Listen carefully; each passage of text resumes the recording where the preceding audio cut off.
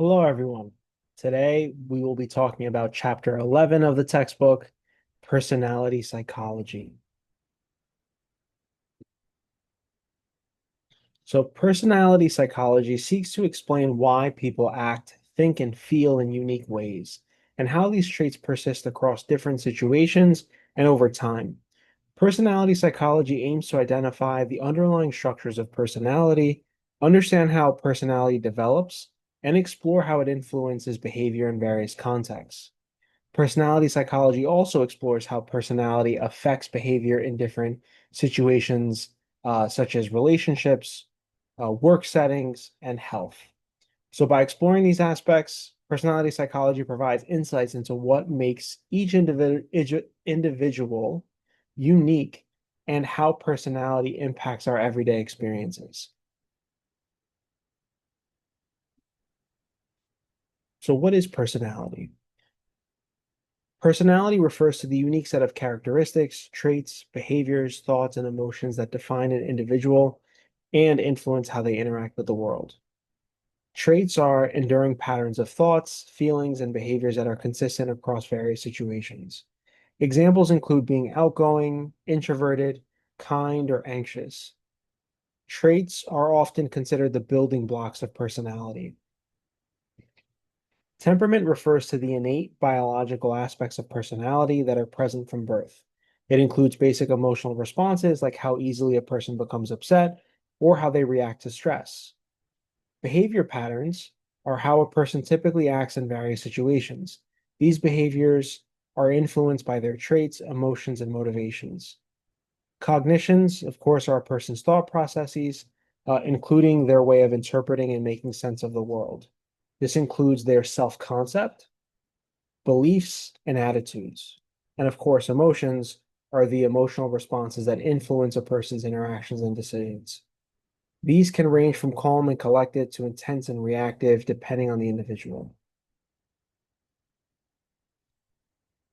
Personality development refers to the process through which individuals develop and cultivate their unique set of traits, behaviors, and patterns of thought throughout their lives. It involves the growth and changes in various aspects of personality, influenced by both internal and external factors. Personality development is a lifelong process that continues to evolve as people encounter new experiences, challenges, and relationships. So, here are some key factors. So, of course, we have temperament, we have biological changes, we also have environmental factors.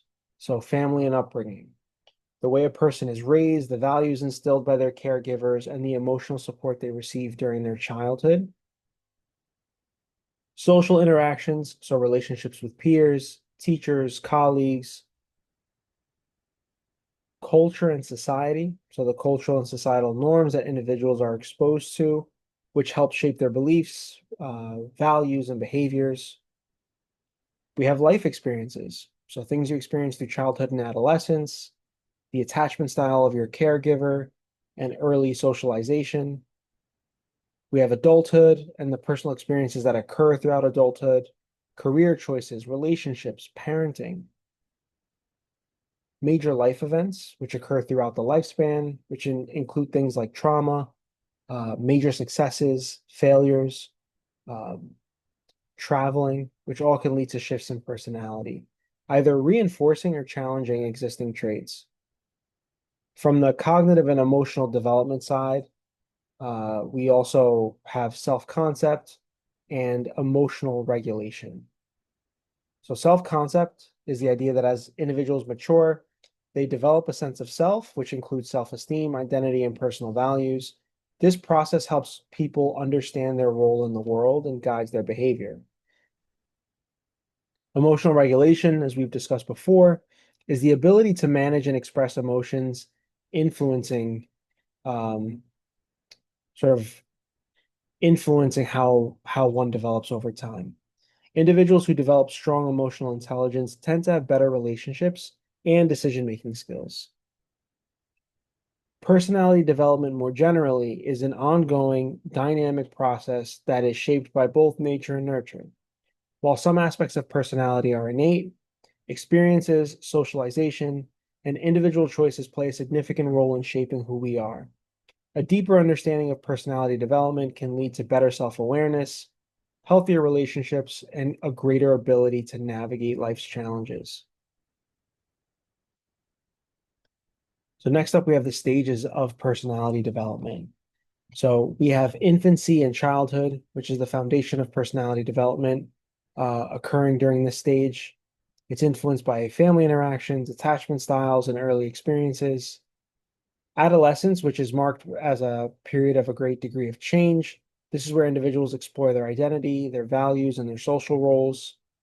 And the role of peer influence and self-discovery are key elements here. In adulthood, personality becomes more stable, but it continues to evolve based on life experiences such as relationships, work, and achievements. And then late adulthood.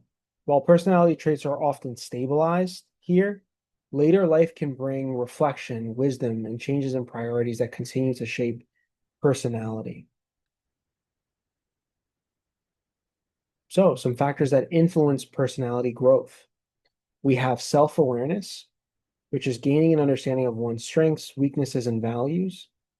Social interaction, life challenges, so things like coming over adversity, learning from failures, which can promote resilience and adaptability.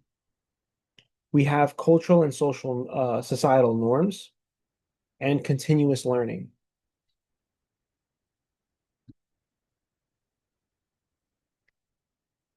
Some theories of personality development. We have Freud's psychosexual stages. So, as we talked about before, Freud believed that personality develops through a series of stages during childhood, with conflicts during each stage shaping personality. We have Erikson's psychosocial stages, which we've talked about. Erikson proposed 8 stages of psychosocial development, each involving a key conflict that must be resolved for healthy personality development. We have Bandura's social learning theory. So Bandura emphasized the role of observational learning, imitation, and modeling in shaping personality. Through social interactions and experiences, individuals learn and adapt new behaviors and attitudes. And then we have Maslow's hierarchy of needs, which suggests that personality development is influenced by an individual's ability to meet their basic needs and ultimately strive for self-actualization. So getting into Freud's psychoanalytic theory here. So Freud divided the human psyche into 3 interacting components. You have the id, which is the unconscious part of the mind that operates on the pleasure principle, so only seeking pleasure. It seeks immediate gratification of basic drives, needs, and desires, including hunger, thirst, and sexual urges. The id is impulsive, irrational, and seeks pleasure without concern for consequences or reality. You then have the ego. The ego is the conscious part of the mind that operates on the reality principle. It mediates between the unrealistic demands of the id and the constraints of the external world. The ego helps an individual make rational decisions, balancing desires with reality, and making sure actions are appropriate. You then have the superego, and the superego represents internalized moral standards and ideals, often influenced by parents and society. It works to suppress the desires of the id and strives for perfection rather than pleasure. The superego operates on the moral principle and creates feelings of guilt and pride based on whether actions align with moral standards. So there's also these different components of states of mind. So there's the conscious, preconscious, and unconscious mind. Conscious mind contains thoughts and feelings that we're currently aware of. Preconscious contains information that is not immediately accessible, but can become conscious with effort. Things like memories, certain types of knowledge.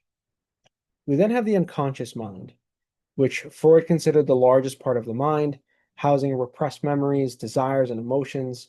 These unconscious elements influence behavior and thought patterns, even though we are not aware of them.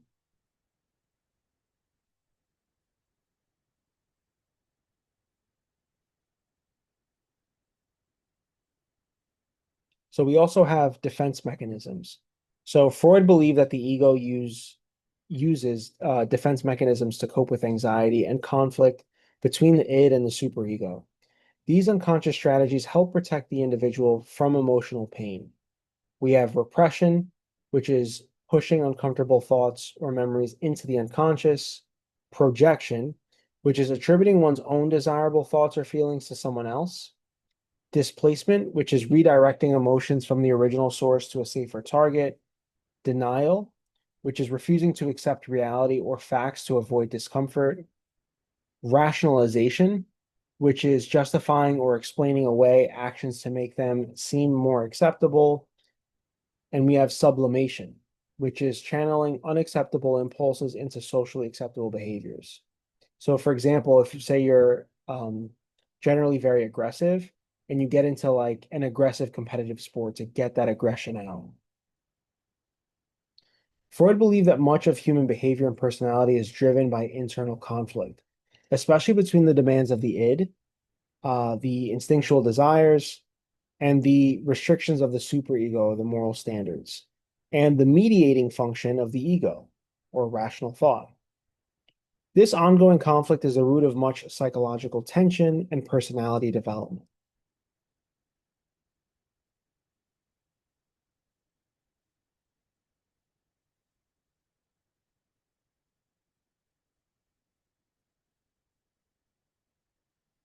So, in terms of the impact here, Freud's psychoanalytic theory has had a profound influence on psychology, therapy, and culture.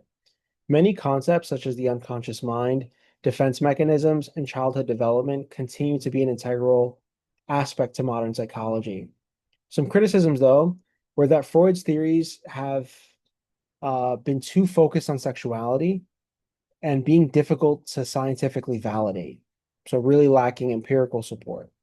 His ideas were also considered overly deterministic and sexist in their portrayal of women's development. Neo-Freudians utilize many of these concepts but emphasize sexuality much less. So to kind of tie this all together, the psychoanalytic theory revolutionized the way we think about the mind and personality. While some aspects of his theory have been criticized or fallen out of favor, many of the core ideas, particularly the importance of the unconscious mind, early childhood experiences, and inner psychological conflict, remain influential in understanding personality and human behavior.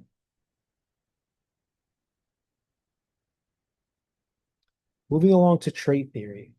So, trait theory of personality is a psychological perspective that suggests that personality is made up of a combination of traits, which are stable characteristics or patterns of behavior, thoughts, and feelings that are consistent across different situations and over time. Trait theorists believe that individuals can be described and understood based on the traits they exhibit. These traits are typically seen as enduring and help determine how a person reacts to the world around them. So, some key features of trait theory. Traits are building blocks, essentially, according to this theory.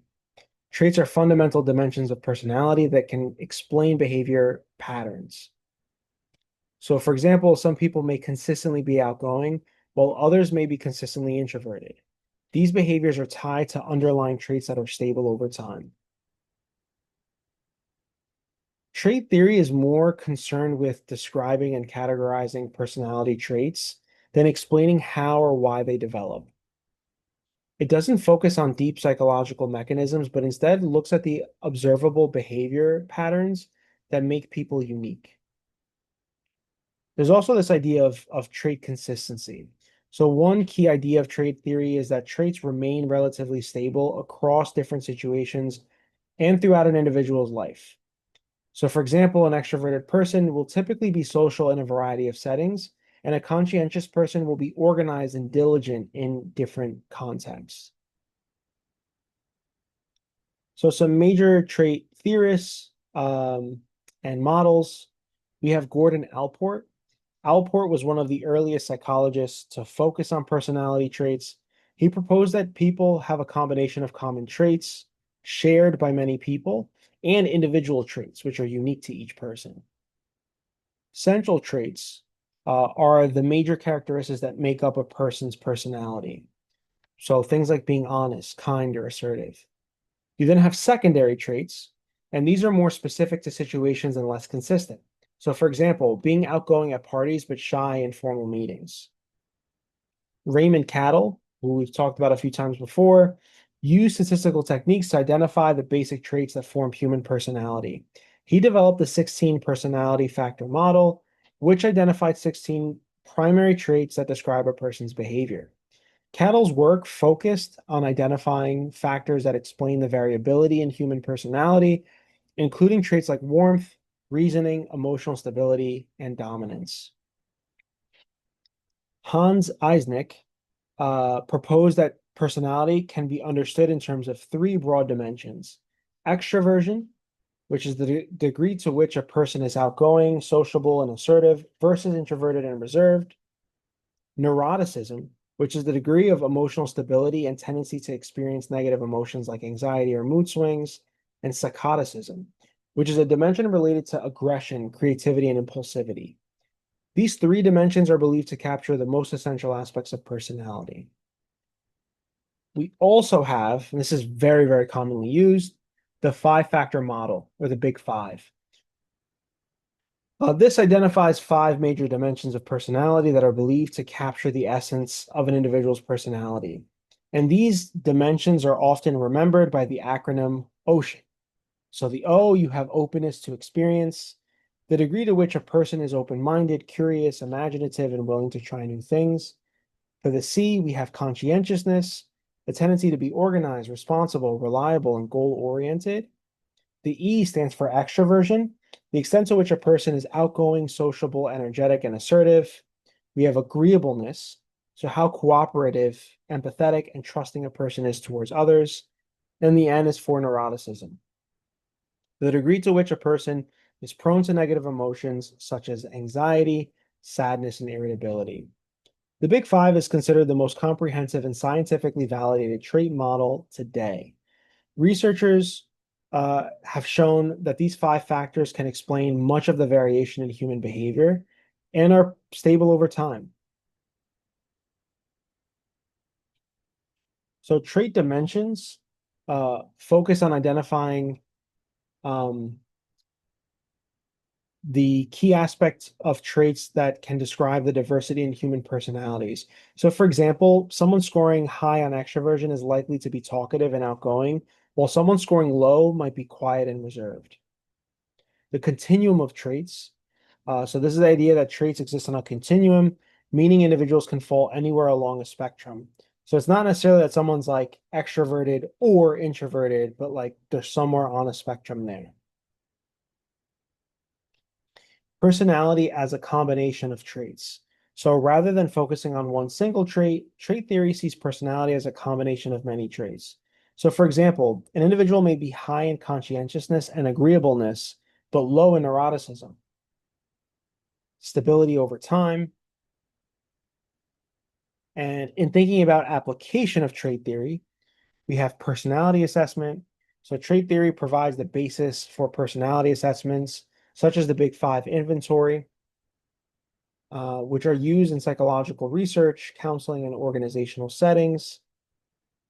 Useful for understanding behavior. So by understanding where an individual falls on different trait dimensions, trait theory helps predict behavior in different situations. And career counseling as well. So knowledge of personality traits can help guide career counseling and job placement, as certain traits may be better suited to specific professions. Interpersonal relationships. So understanding traits such as agreeableness and neuroticism can improve communication and relationships. And of course, there are some criticisms of trait theory. One is oversimplification. So critics argue that trait theory oversimplifies human behavior by trying to categorize complex personalities into just a few traits. Another criticism is a lack of explanation. So trait theory is good at describing personality, but it doesn't really explain why or how traits develop. There's also a cultural bias. So some critics argue that models like the Big Five may be culturally biased, as they are mainly based on Western concepts of personality and may not apply universally to all cultures. So to wrap things up here, Trait theory offers a valuable framework for understanding and categorizing personality by focusing on key dimensions of traits that are relatively stable over time. The Big Five model in particular has become a gold standard for understanding personality, providing insights into how we differ from one another and how these differences manifest in behavior. Although trait theory may not fully explain how or why these traits develop, it remains a foundational concept in psychology that continues to influence research, assessment, and application in various fields. We have humanistic theory. So, this is a psychological perspective that emphasizes personal growth, self actualization, and the inherent goodness of people. Unlike earlier theories that focused on unconscious drives and behavior patterns, humanistic theory emphasizes conscious experiences, free will, and the potential for individuals to develop into their best selves. So, some key concepts here: one is self actualization, which is the realization of one's full potential. Self-actualized individuals are those who have become the best version of themselves, achieving personal growth, fulfillment, and a sense of purpose in life. So Maslow, from Maslow's hierarchy of needs, was one of the leading figures in humanistic psychology, describing self-actualization as that pinnacle, the tip of the triangle for personal development. So again, we talked about Maslow's hierarchy of needs, but again, just as a review, at the lowest level, you have physiological needs. You then have safety needs, love and belonging, esteem needs, and self-actualization.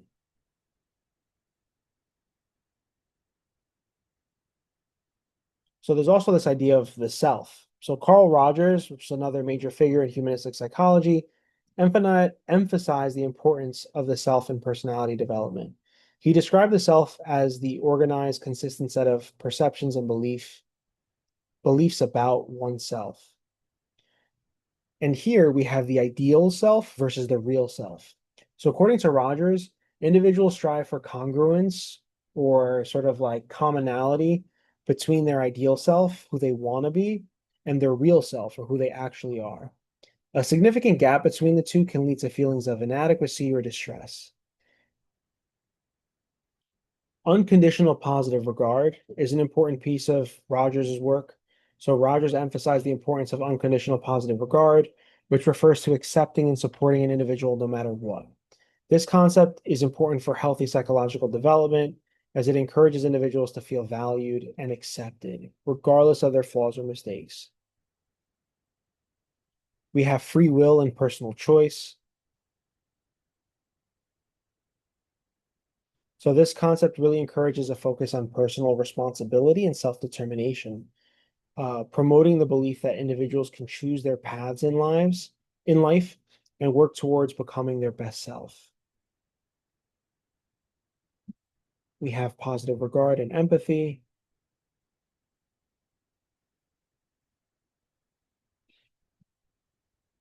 Authenticity, which is extremely important as well. So some criticisms here. So one criticism is there's an overemphasis on individualism. So critics argue that um, this overemphasis on individualism may lead to a lack of attention to social and cultural influences on personality development. Another is a lack of scientific rigor. So some argue that the humanistic approach lacks empirical evidence and scientific rigor, making it difficult to test its concepts and theories in a measurable way. And then we also have unrealistic idealization.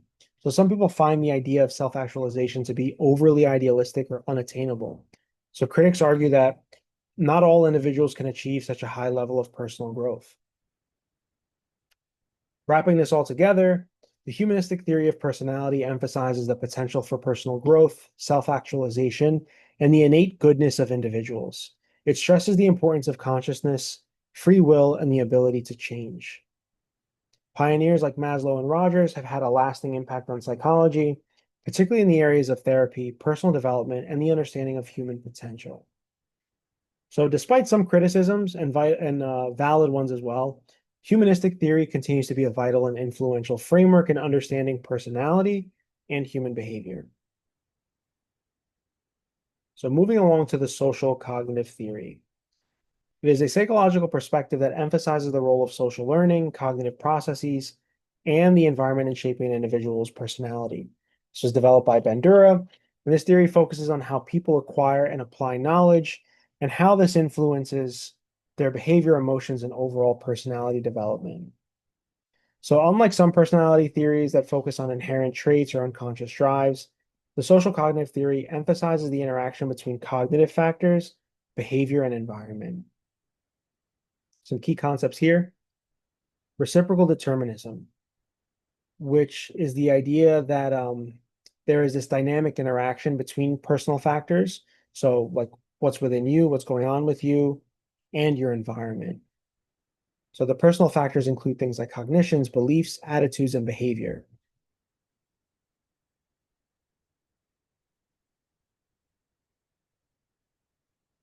According to reciprocal determinism, these three factors continuously influence each other. So, for example, an individual's behavior can shape their environment, and the environment can influence their cognitive processes. Another important concept here is observational learning or modeling, which is a key process in social cognitive theory, whereby people learn new behaviors and attitudes by observing others, especially role models. So Bandura's famous Bobo doll experiment demonstrated how children imitated aggressive behavior by watching adults act aggressively towards a Bobo doll. This highlights how behavior can be learned vicariously through observation. So some key components here, and again, we talked about this before, but just as a refresher, we have the importance of attention, retention, so the behavior must be remembered, reproduction, so the individual must be able to reproduce the behavior, and motivation. There must be a reason to imitate the behavior, which is often influenced by rewards or punishments. Self-efficacy is the belief in one's ability to successfully perform a particular task or behavior. It plays a crucial role in determining whether people will attempt a given behavior, how much effort they'll put into it, and how long they will persist in the face of challenges. High self-efficacy leads to greater confidence and persistence, while low self-efficacy can result in avoidance or giving up easily. Bandura identified four key sources of self-efficacy. One is mastery experiences, so success in previous attempts at something. Two is vicarious experiences, so observing others succeed can boost self-efficacy. Verbal persuasion, so encouragement and positive feedback from others. And physiological and emotional states, so feeling calm and relaxed in a situation can improve self-efficacy, while anxiety may reduce it. We then have the cognitive factors, which refer to the mental processes that shape how we perceive and interpret our environment and how these perceptions influence behavior. We have cognitive mediators. These include beliefs, goals, expectations, and attributions, all of which influence how a person behaves in a given situation. We then have locus of control, which refers to the degree to which people believe they have control over the events in their lives.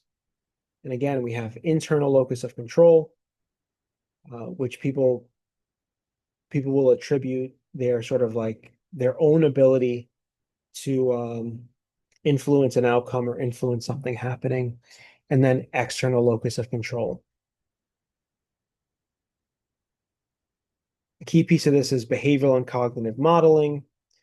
So cognitive modeling involves people learning new ways of thinking and problem solving by observing others do it.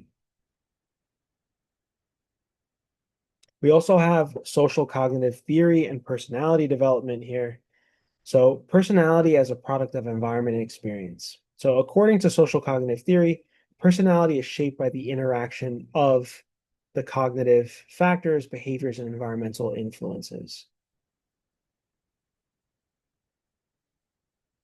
So thinking about the application of social cognitive theory, um, it's widely used in interventions aimed at changing behavior, such as health promotion.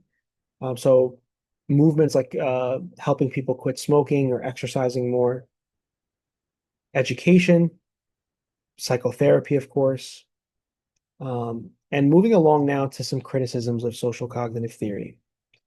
So some argue that there's an overemphasis on cognition. So basically overemphasizing cognitive processes and underestimating the role of unconscious or emotional factors in personality development. Some criticize a limited focus on biology, and some say it's an oversimplification. So critics will say that it oversimplifies the complexity of human behavior, as it does not always account for all external factors or the complexity of human motivation.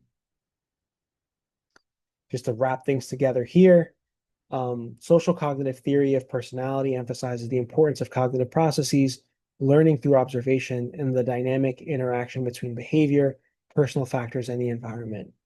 Key concepts like reciprocal determinism, self-efficacy, and observational learning provide valuable insight into how individuals develop their personality and how behavior can be modified. This theory has broad applications in areas such as education, psychotherapy, and behavior change, offering a framework for understanding personality that integrates cognition, behavior, and social influences. Finally, here we have some examples of assessments that measure or attempt to measure personality. Um, Again, personality measurement is very, very interesting, very complex as well. So hotly debated in the field of psychology, like how useful is sort of like attempting to measure personality traits within a person. But nonetheless, I found it very useful in my clinical practice, as have many of the mentors and professionals that I've worked with over the course of my career thus far.